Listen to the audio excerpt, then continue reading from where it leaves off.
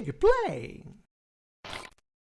E aí pessoal, bem-vindos ao canal Digplay, quem fala é o Diego, estamos de volta para mais um vídeo para falar de um assunto polêmico, amigos, complicado, que é referente a gráficos. A gente que vive o universo da Nintendo, se você tá caindo nesse vídeo e pela primeira vez pelo tema dele, o meu canal é um canal que aborda sobretudo Nintendo, mas esse vídeo tem potencial para poder abordar vários outros pessoas que não seguem apenas conteúdo Nintendo, então eu tô botando esse contexto. A gente que aborda um assunto referente a Nintendo costuma muito debater essa situação, porque de um tempo pra cá a filosofia da Nintendo foi largar de mão a tecnologia de ponta gráfica para poder focar em outros meios. Por exemplo, o Wii, ela focou em controle de movimento, né, para você ter uma experiência, uma jogabilidade diferenciada e conseguir se manter num mercado com uma diferença, de fato, né, com algo assim em destaque. E um exemplo mais recente é o Nintendo Switch, onde ela uniu portátil com console de mesa, colocou outras funcionalidades, tornando o primeiro console híbrido de fato a se popularizar no mercado de games. E aí, a questão é, tem sempre essa discussão de gráficos, principalmente quando se trata referente a alguns jogos da Nintendo, e a mais recente, mas dependendo de quando você estiver vendo esse vídeo, provavelmente não é tão recente assim, que é referente à polêmica do Pokémon Legends Arceus, que é um jogo que está saindo com um gráfico bem inferior aos jogos que existem na plataforma Nintendo Switch. E muita gente discute dizendo que, cara, isso é coisa de agora. A galera começou a se importar com gráfico agora. Antigamente não tinha isso. Quando eu jogava meu Nintendinho, meu Super Nintendo, ou sei lá, outro console mais antigo, não tinha isso. Hoje que a galera é fissurada em gráfico, a galera só pensa em gráfico, esquece gameplay. E a questão desse vídeo aqui é o seguinte, esse comenta é o seguinte: gráficos não importavam no passado? Será? Será que os gráficos não eram exaltados no passado? Será que a jogabilidade, a ideia por trás do jogo, o quão complexo ele é, o quão bem feito ele é, não especificamente em gráfico, era o que importava mais? Vamos discutir sobre isso, que eu tenho algumas coisas interessantes para mostrar para vocês nesse vídeo aqui agora. Simbora. Eu vou transicionar a tela para vocês aqui, vamos começar vendo algumas propagandas, alguns comerciais do passado, começando com o Nintendinho. Eu não vou passar a propaganda toda, que eu tô com medo de tomar um strike, tá?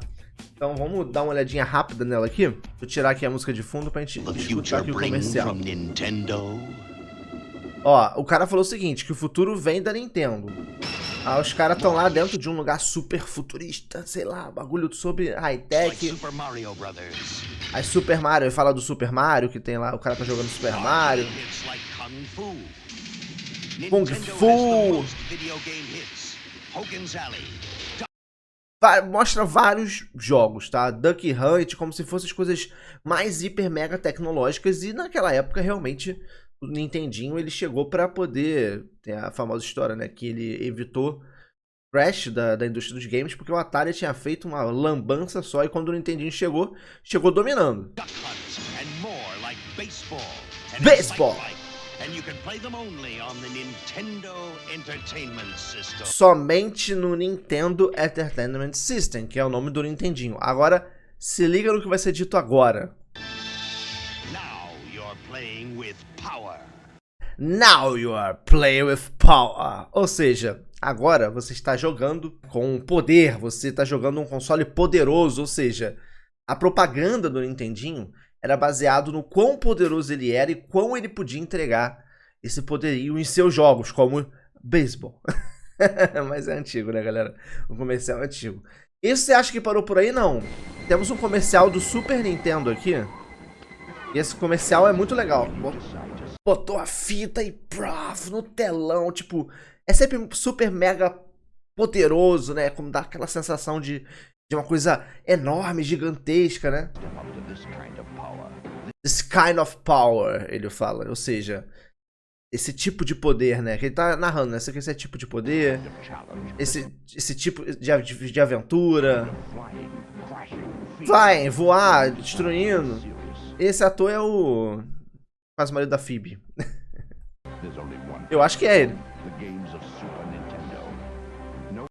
Tudo no Super Nintendo. É o único lugar onde você vai ter esse tipo de experiência. Ó. Escutou? Vamos de novo.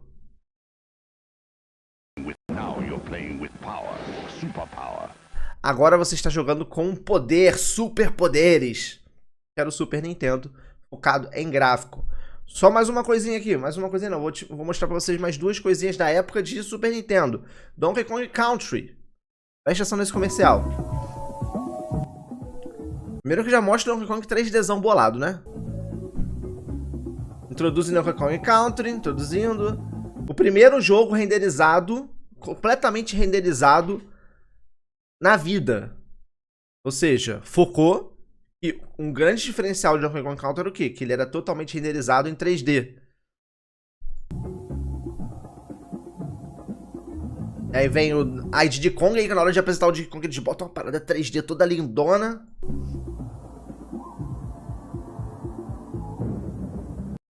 Onde você vai achar?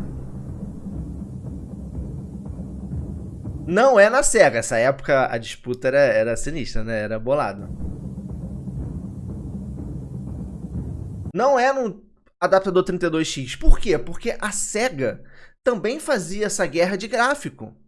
De poder. A SEGA focava no Blast Processing, né, que era o processador muito mais rápido do Mega Drive, que poderia fazer jogos muito velozes como Sonic, que o processador do Super Nintendo na época realmente ele era meio lentinho, não conseguia fazer. Mas olha a propaganda.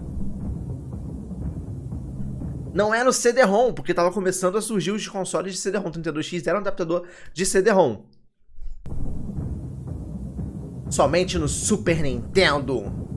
Donkey Kong Country. Então, tipo assim, deu a perceber que o foco de Donkey Kong, das propagandas de Donkey Kong, era o jogo ser completamente renderizado em 3D, né? Coisas que consoles como 32X ou que tivesse o CD-ROM, que eram teoricamente mais avançados, não conseguiam fazer. Ou seja, grande parte da propaganda do Donkey Kong foi feita em cima de gráficos. Aí temos aqui Star Fox. Isso aqui é um comercial do Reino Unido, Inglaterra.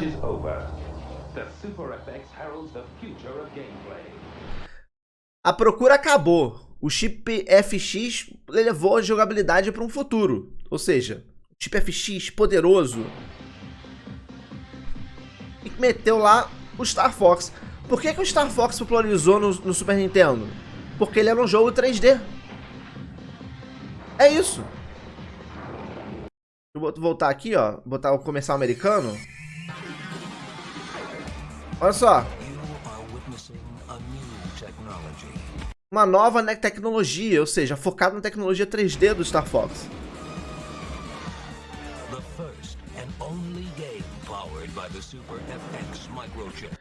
O primeiro e único jogo utilizando o chip Super FX, né? Que ele é empowered, né? Ele é empoderado com o poder do chip FX, ou seja, sempre focando nesse poder de 3D, tá? Ou seja, muito focado na parte gráfica. Se não fosse isso, Star Fox, se não fosse a diferença gráfica, eu não sei se Star Fox teria o sucesso que teve. Saca? Um exemplo recente. Vamos dar um salto aí que tem várias paradinhas, mas aí eu quero puxar um pouquinho a memória de vocês pra você ver como até mesmo jogador de Nintendo se importa com gráfico. Quem lembra disso aqui? Isso aqui foi uma tech demo demonstrada do Wii U. O que é uma tech demo? Uma apresentação do que o console é capaz de fazer. Isso aqui é uma tech demo inspirada em Twilight Princess, feito como se fosse um novo Zelda do Nintendo Wii U. E olha esses gráficos, Ray Tracing antes de ter Ray Tracing. Antes de ser famoso. A galera viu isso, pirou, mané. Pirou. Quando a galera viu essa tech demo, eu inclusive, pirou. E quando o Zelda... Isso é história, gente. Quando o Zelda Breath of the Wild foi apresentado, a galera broxou. Porque os gráficos não eram iguais a esses aqui, ó. Que teoricamente havia sido prometido, quando na verdade se nada prometido será só uma tech demo, né? Muita gente espera até hoje esse Zelda, inclusive eu, tá? Isso aqui foi uma tech demo do Wii U apresentada num evento. Tanto que o final você pode ver aqui, ó. Essa filmagem tá vindo de uma TV. Ó, onde a galera tava vendo. Tá vendo? E aí aqui, ó, tem a apresentação do Gamepad, ó. Coisas que você pode fazer no Gamepad pra testar. Na época o Gamepad ainda tinha analógico igual o 3DS. Então, galera, isso aqui foi uma coisa que deu bastante repercussão, porque na época a galera não gostou quando viu como é que vinha o Breath of the Wild. A galera queria isso aqui, porque isso aqui era um gráfico lindo, isso aqui é um gráfico bonito até pro dia de hoje. Uma pegada meio Souls, né? Essa visão aqui, porque o Twilight Princess é um jogo mais escuro, que na época da 7ª geração, deixa, né, pra 7ª, tinha muito esse negócio do jogo escuro, o jogo dark. É um exemplo, tá? Mais recente. Não tão atual, mas mais recente. Vamos voltar aqui, que eu quero mostrar pra vocês um pouquinho do passado também.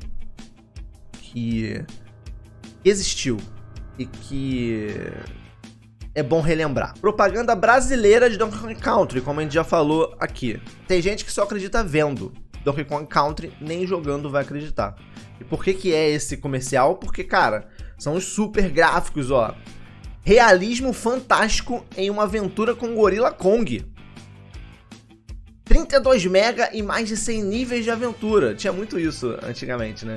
Nos cartuchos, falando que o cartucho é de 32 mega. Tinha o cartucho de Master System com 4 mega, 8 mega. E eles focavam muito nisso. Um cartucho de 32 mega. E tinha também muito foco de console de 8 bits, 16 bits, 32 bits. O Nintendo 64 pulou do 16 para 64 bits.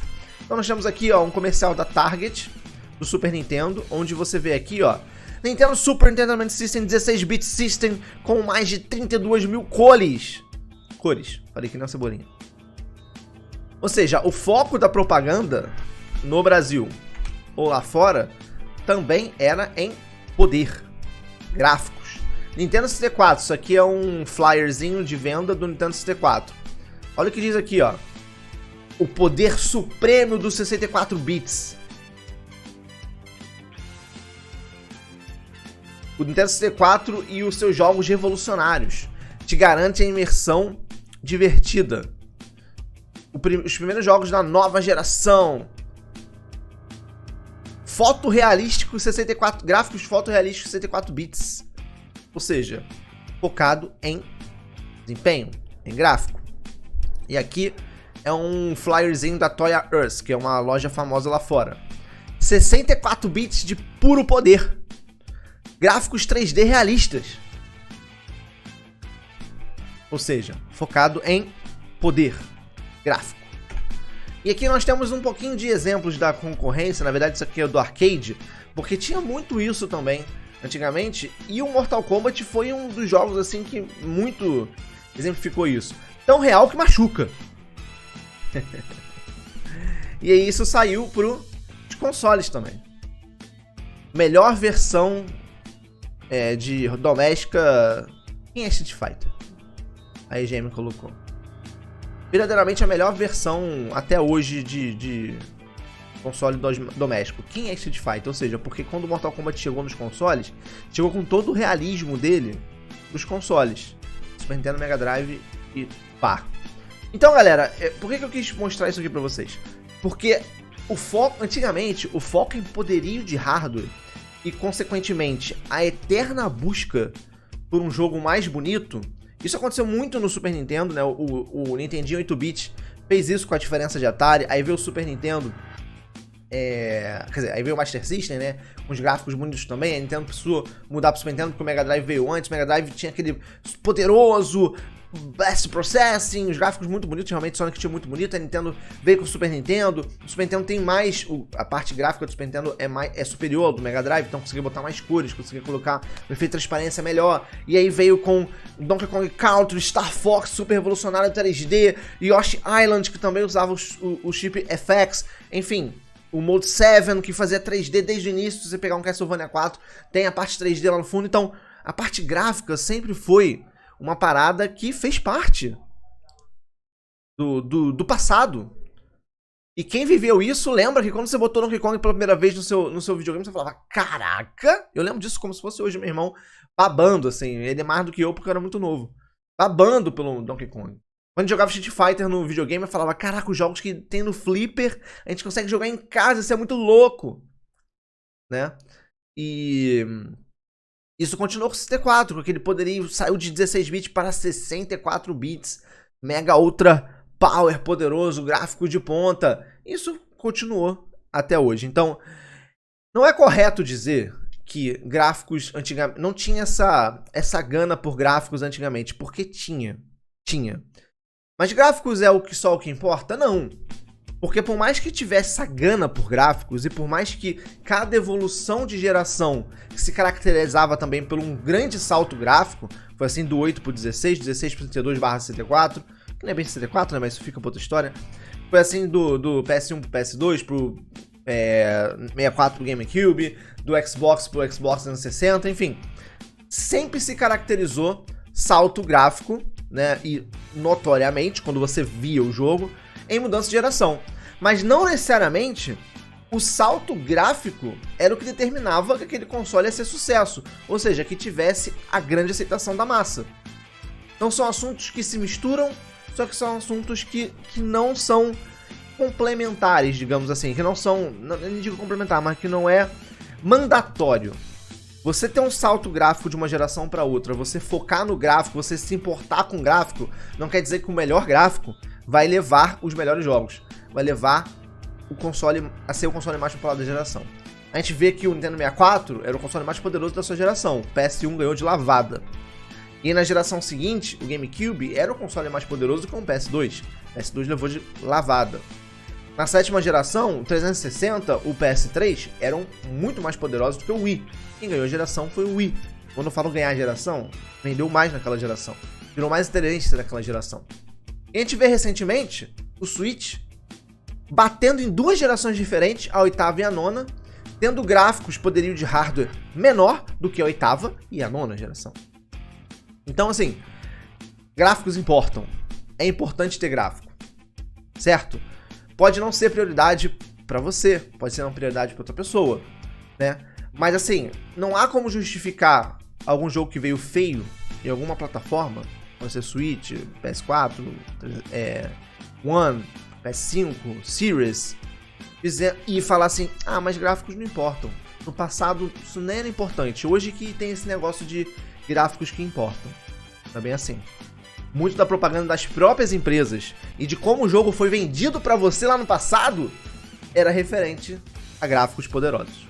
Beleza, galera? É isso que eu tinha pra trazer aqui hoje nesse vídeo. Espero que tenham curtido esse Dig Comenta. Dá aquele like maneiro, se inscreve no canal se não é inscrito. Lembrando, o canal Dig Play tem parceria com a loja Cogumelo Shop, o maior acervo de conteúdo da Nintendo você vai achar lá. Loja super confiável. Dá uma olhadinha lá antes de comprar qualquer coisa, link na descrição, beleza? Se você quer comprar um Nintendo Switch tradicional, brasileiro, né, garantia nacional, 1 ano de garantia, assinatura autorizada da Nintendo, Switch tradicional ou Switch Lite, o melhor lugar é na Amazon, 10 vezes sem juros, os links estão na descrição. Se você quiser comprar um micro SD para aumentar o armazenamento interno do seu Switch, link da Amazon na descrição também. Se você quiser comprar qualquer outra coisa na Amazon, você está a fim de comprar uma Alexa, um Kindle ou qualquer outro produto lá, clica nos links da Amazon aqui, você não precisa comprar o produto que vai abrir na sua tela, mas só de usar esse link e comprar o que você quer, você ajuda o canal e eu agradeço, tá bom, galera? Vou ficando por aqui, até o próximo vídeo, eu fui!